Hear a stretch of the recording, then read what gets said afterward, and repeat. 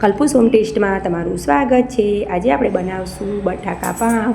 તેના માટે મેં 8 થી 10 લસણની કળીને છોલીને લઈ લીધી છે કે તેને ખાંડની દસ્તામાં નાખી દઈશું। એક તીખું લીલું મરચું મેં લઈ લીધું છે અને ખૂબ એવા ધાણા નાખી દઈશું લીલા, અને સાથે આપણે થોડા એવા સૂકા ધાણાનો પણ ઉપયોગ કરીશું અને તેને સરસ એવું આપણે વાટી લઈશું। આપણે જે બટાકાનો રગડો કરવાના છે તેમાં આ જ મસાલાનો ઉપયોગ કરીને આપણે સરસ એનો ટેસ્ટી અને ચટાકેદાર બનાવીને રેડી કરીશું। સરસ એવું ખંડાઈ જાય પછી તેને આપણે એક ડીશમાં કાઢી લઈશું। તમે જોઈ શકો છો મેં સરસ એવું તેને ખાંડી લીધું છે। પછી એક કઢાઈ ગરમ કરવા માટે મૂકીશું। કઢાઈ આપણી ગરમ થાય પછી તેમાં આપણે તેલ નાખી દઈશું। આપણું તેલ થોડું એવું ગરમ થઈ જાય પછી તેમાં અડધી ચમચી રાઈ નાખી દઈશું ને અડધી ચમચી જીરું નાખી દઈશું।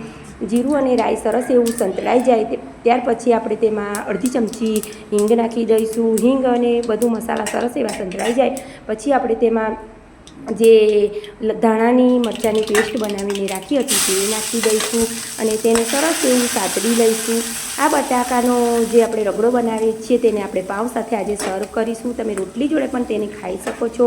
1 ગ્લાસ જેવું પાણી નાખી દઈશું અને પાણીને સરસ એવું આપણે ઉકળવા દઈશું અને સ્વાદ પ્રમાણે મીઠું નાખી દીધું છે મેં। પછી આપણે પાણી સરસ ઉકળે પછી મેં બટાકાને સરસ એવા બાફીને છોલીને તેને મેશ કરી લીધા છે। પાણીને તમારે સરસ એવું આ રીતે ઉકળવા દેવાનું।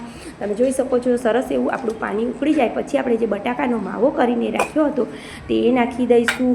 આ રગડો એકદમ મસ્ત મજાનો બનીને રેડી થશે અને ખાવામાં પણ ખૂબ સરસ એવો લાગશે।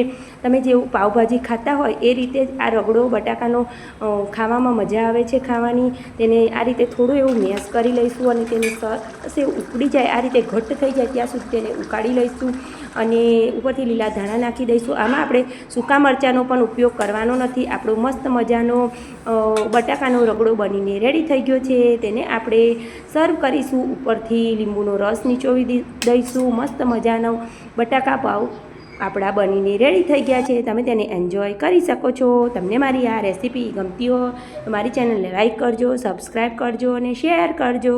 તમારો ધન્યવાદ। જય માતાજી।